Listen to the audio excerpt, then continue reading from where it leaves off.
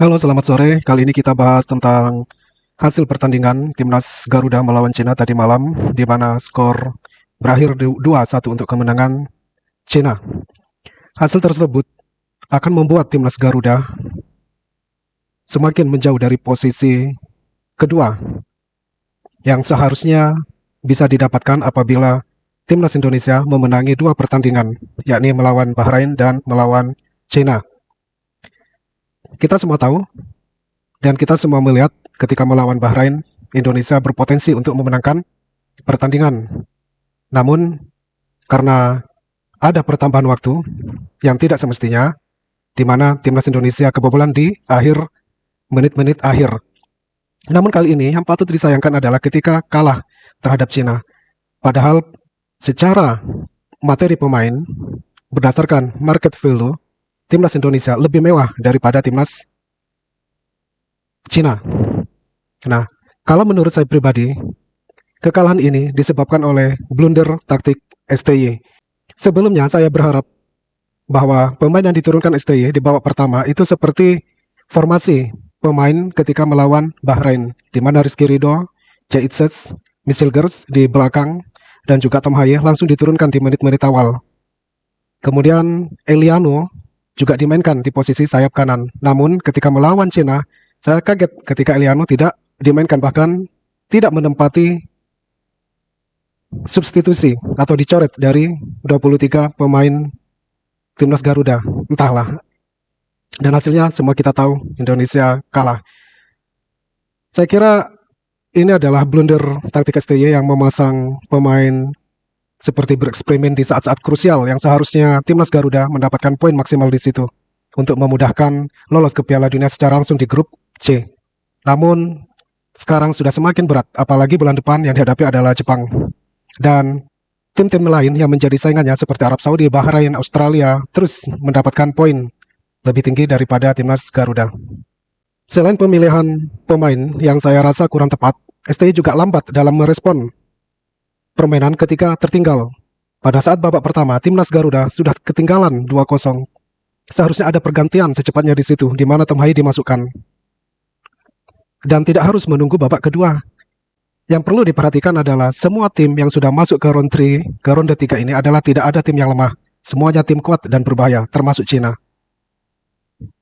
Untuk blunder taktik STY ini, kita lihat komentar dari beberapa pengamat di video ini. Saya setuju kalau kekalahan timnas Indonesia disebabkan oleh blunder taktik STY dan lambatnya melakukan pergantian pemain. Mari kita simak berikut ini. Kok bisa gap antar lini terlalu jauh? Kok bisa? Rizky Ridho kemarin itu main hanya 15 menit kalau nggak salah. 20 menit, 25 menit, nggak lama lah. Dia main bagus. Main bagus. Iya kan? Iya. Kelvin Verdong di kiri cukup bagus juga. Kenapa lu nggak turuni yang benar-benar lagi bagus gitu loh? Rizaldi menunjukkan fighting spirit luar biasa. Rizaldi bagus banget loh kemarin. Iya. Yang jelek kan cuma Jody Amat doang kasarnya begitu. Iya. Maka dari itu pada saat Jody Amat diganti, kita lebih bermain di tengah. Betul. Salah. Siapa yang salah gue tanya? Sintayong main turunin line up kayak gitu. Overprot. Gue asli this time kali ini gue kritik Sintayong. Ya, gue nggak paham pergantian pelamen sama sekali. Ini eksperimen aneh sih sebenarnya. Nggak boleh lu bereksperimen kayak gini. Lu turunin tim yang sebelumnya main bagus. Buat apa lu main bagus kalau next match-nya dicadangin? Gue tanya lu sebagai pemain. Iya. Ini ada kekuatan. Ya, tapi kecuali kalau lu main kayak main babak kedua bisa. Kalau lu cadangin Haye lagi ya good luck aja, jujur aja. Iya. Janganlah itu eksperimen lagi lah. Iya, itu nggak ngerti gue kadang-kadang sama Sintayong ini. Terlalu banyak eksperimen. Yang Bahrain pertama kan kemarin babak 1 juga eksperimen. Iya, itu Jordi Amat. Ya walaupun Malik Rizaldi sebenarnya bagus ya. Eksperimen yang bagus, tapi justru yang di zona pentingnya kan. Bentar. Kalau lu lihat pemain belakang tidak bisa build up, itu yang salah siapa? Pemain tengah. Iya. Lini tengah, lini kedua. Dia harus bisa pegang bola. Betul. Iya. Udah, seandainya kita lewat dari tekanan, depannya nggak bisa pegang bola. Iya. Ya Mas Morris, Nathan underperform banget sih tadi. Justru itu maksud gua ketika kita belum bisa keluar dari tekanan, kok lo malah makin melebar, makin wide, makin justru membuka Makin susah dicari. membuka space-nya gitu kan. Justru malah lebih gampang untuk Iya. diekspos. Ya lu kuatin dulu, benerin dulu, fokus. Jadi Tapi mereka nggak tahu kapan mereka harus maju, kapan harus mundur, kapan harus backup.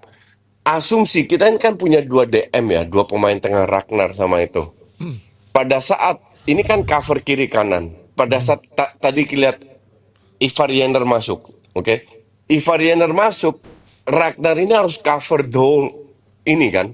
iya. Nah, untuk bisa menghindari itu, dan kalau lu nggak mungkin bisa, Busquets pun nggak akan bisa. Yang lu lakukan adalah either lu lebih ngepres biar lawan nggak dapat ruang untuk membangun serangan, Iya. atau Asnawi yang masuk ke dalam Iya, untuk mengcover ruang yang ditinggalkan sama Ivar Jenner. Nggak dilakukan, Asnawinya masih keluar, nggak dapat bola. Ujung-ujungnya lu di serangan di sayap kanan itu gampang banget di defense karena pergerakan off the ball-nya nggak ada, Iya, sangat nggak ada off the textbook. MU banget Nggak kan? ada. Nggak ada off the ball. Sepak bola ini kan ini adalah pada saat pemain meninggalkan posisinya, temennya nutup, Cover, ya. ya kan? Iya. Terus pemain depan disamperin sama temennya, nah pemainnya melipir. Nah, Iya, kalau ini bisa lu lakukan berjalan cepat, yang dikatakan Cipe nggak akan terjadi. Gap antar pemain. Iya. Pada saat gap antar pemain jauh, itu bisa terjadi. Nah, kan pertanyaan kedua kan adalah bagaimana gap yang terlalu jauh ini tidak menjadi senjata untuk lawan. Yaitu lawan tidak boleh diberi ruang untuk Nih, bermain. ini kelihatan banget nih. Gapnya Tapi coba. mereka dalam ruang di mana mereka tenggelam. Buat gue ini Enggak, pelit banget sebenarnya. justru gue bilang pemain-pemain yang selalu jadi cadangan diberi kesempatan main, they failed.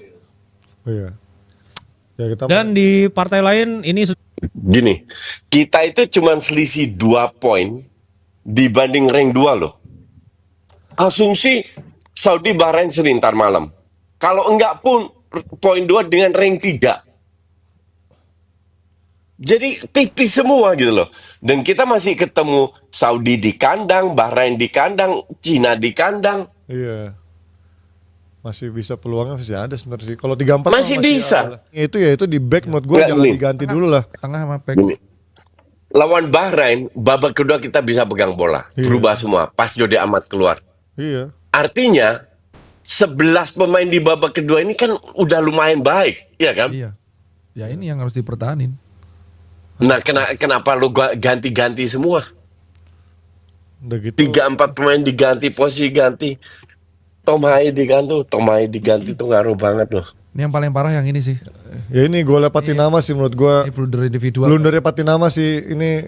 Di kandang harus bisa menang. Kalau lu mau punya fighting spirit tinggi besar, lu punya mindset untuk menang, lawan Arab harus bisa menang.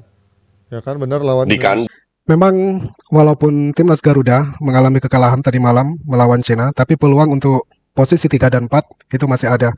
Namun yang perlu diingat adalah bahwa bahwa setiap tim yang berada di round 3, di ronde 3 ini adalah tidak ada tim yang lemah, semua berbahaya. Demikian pula nanti apabila Indonesia melaju ke ronde 4, misalkan tidak dapat menduduki ranking kedua setelah Jepang, namun masuk ke babak playoff di ronde 4, itu pun masih sangat sulit. Persaingan sangat ketat karena lawan-lawan dari grup lain itu juga berbahaya. Itu yang perlu diperhatikan oleh timnas Garuda, terutama oleh pelatihnya. Jangan lagi mencoba-coba dengan taktik, dengan eksperimen yang belum tentu berhasil dengan baik.